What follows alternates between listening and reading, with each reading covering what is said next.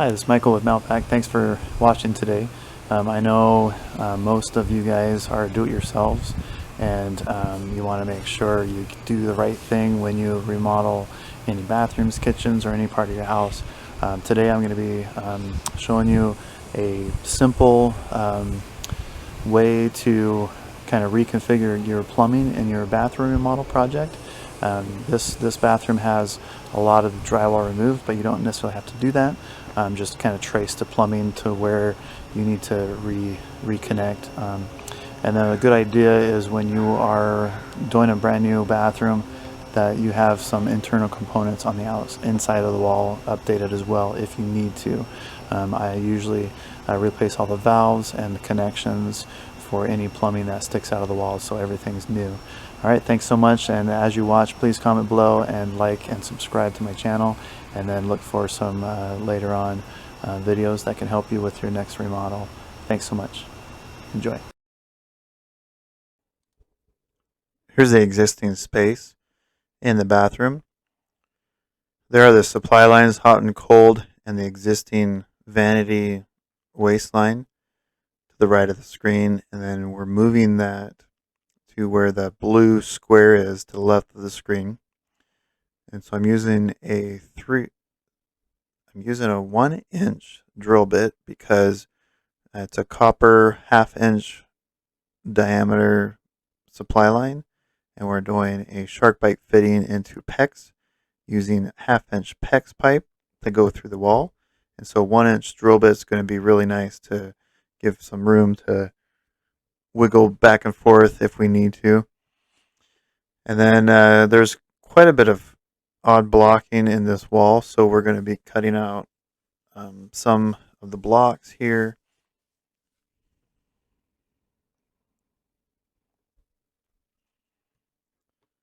Be lots of drilling here.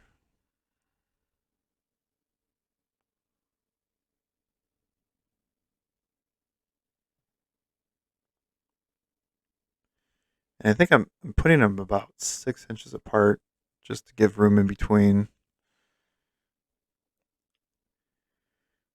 So there was an existing wall at this junction, and cutting out some of that 2x4 isn't going to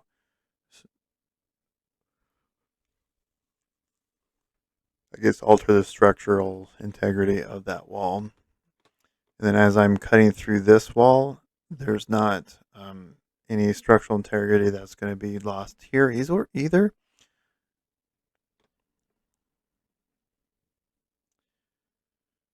I think all in all, this project took approximately 5 hours or so to do. Most of it is just drilling and making room for the pipe to go through the wall. Remember always to, if you're touching a Sawzall blade, to make sure that Sawzall or reciprocating saw is not plugged in to power.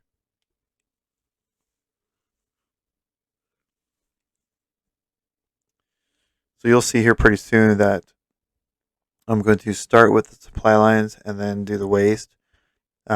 Usually you do the waistline and then supply lines just because it's easier to go around waistlines with the supply PEX than the other way around, but I knew exactly where the waste pipe is going to go, and so I knew that the supply lines are not even going to interfere with that waistline.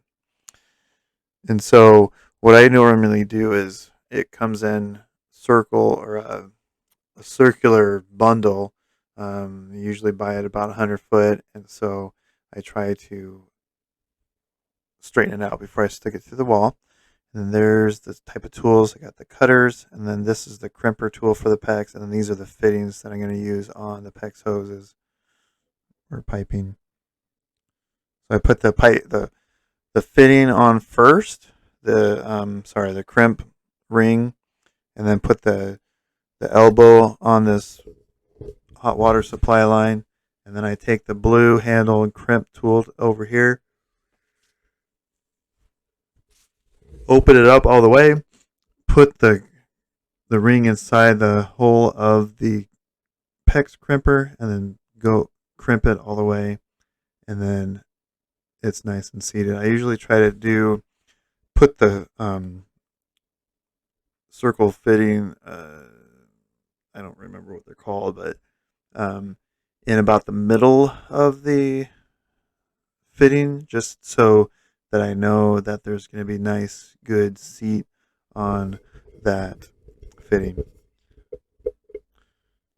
So like I'm showing you here, I'm going to put the pipe into the elbow, and then move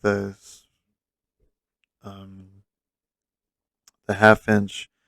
I want to say it's a crimp, because that's kind of what the tool does. It crimps this down tight, so there's a good seal, so no water penetrates through or leaks through. And then I open it all the way and then close it all the way. Usually it takes two hands to do, um, just because they're so far apart. And then that's it. And then we're going to do the cold here.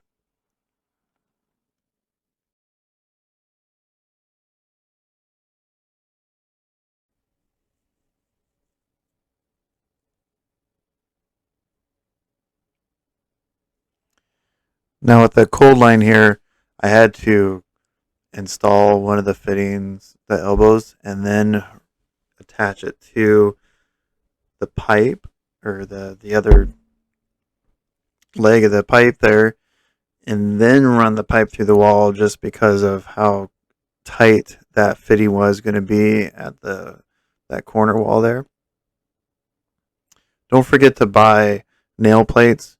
They're 3 to 5 inch long plates that you hammer onto the studs, so you don't accidentally screw through your supply lines after you're drywalled and finishing and trying to do other things, which is nice. So you don't have to fix it later on. This house was 1960s or so, and so this is a 2-inch pipe that I'm cutting through, and so I actually found at the hardware store a coupler that goes from copper 2-inch to ABS 2-inch, and so it was actually kind of a lucky find. I couldn't find it earlier, and then I went back and I found one, which was great. So I got two of those, one for top, one for bottom. And then right now, I'm cold fitting, or dry fit, excuse me, the ABS pipe here. I'm using 2-inch, and then when it stubs out of the wall, it's a 1.5-inch. And I'm just cutting up pieces to length, and then later on I take them apart and glue them. Sorry if it's going to go kind of fast. There is purple primer that you can use to prime the pipe, especially if it's really dirty, and then glue it after you prime it. It's like the purple primer.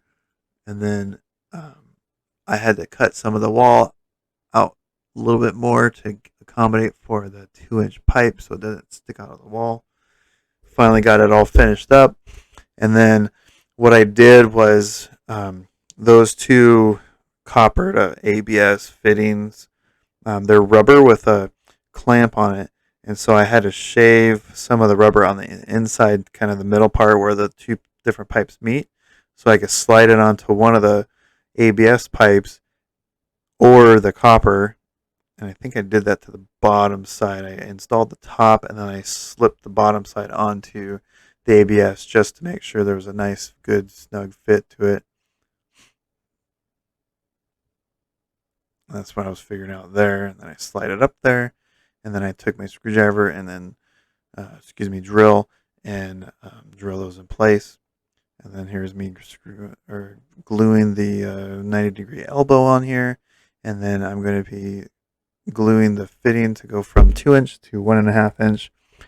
And then this is a cool contraption. I'm able to, I think this was more or greater than 16 inches, and so it was kind of difficult to put it in there. But this little metal thing, I just installed the copper nubs there, and then attached the PEX to the copper, and that little purple circle, it has a gray screw-on part on the back side, and when you do that, it secures the copper supply line stubs so it won't go back and forth. It was a pretty nifty contraption to buy, or part wise.